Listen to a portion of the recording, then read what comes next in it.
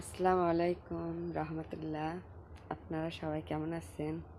আলহামদুলিল্লাহ, আমরাও ভালো আছি। আশা করি আপনারাও ভালো আছেন। শুভ সকাল।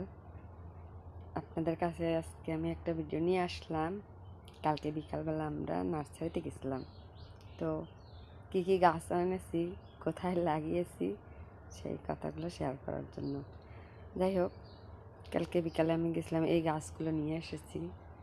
আগের যে আমার বাগানের গাছগুলো বর্ষার কারণে নষ্ট হয়ে গেছে, তাই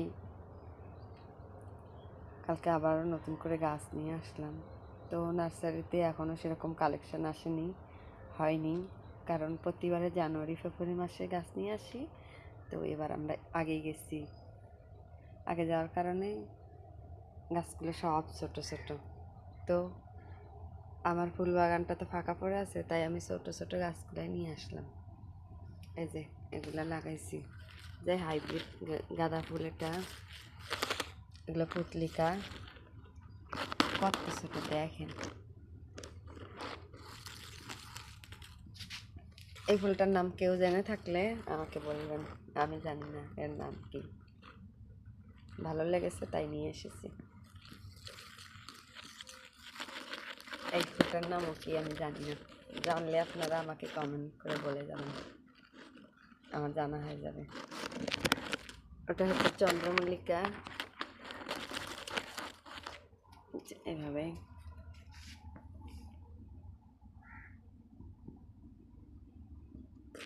এগুলোর নাম জানি না, এটা সাধারণত ঘাস ফুল বলে, জানি না কি নাম। আপনারা জানলে আমাকে নামগুলো বলে যাবেন কমেন্ট বক্সে। সব গাছগুলো ছোট, চোখে ধরে না। 1 মাস 2 মাস যাবে, তারপর এগুলা বড় হবে, ফুল হবে, তারপর অনেক সৌন্দর্য লাগবে। তো আমার ফুল বাগানটা তো ফাঁকা পড়ে আছে, তাই আমি কি করলাম, এগুলাই নিয়ে আসলাম, এসে লাগাইলাম। কতজনে তো কত কথা বলে, কেউ বলে ফুল গাছ লাগে কি হবে। আসলে সবার লাইফস্টাইল এক না, সবার শখ এক না। আমার ফুল গাছ ভালো লাগে, বাসায় ফুল গাছ না থাকলে মনে হয় আমার বাসার সৌন্দর্য হারিয়েছে। বাসার সৌন্দর্য ফিরিয়ে আনার জন্য আমার ফুল গাছ প্রয়োজন, এটা আমার মনে হয়। কার কি মনে হয় জানি না, আমি আমার মতো চলতে ভালোবাসি।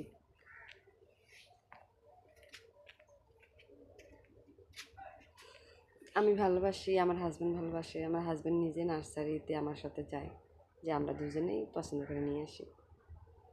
কে কী বললো আমাদের কোনো আসে যায় না, আমরা ফুল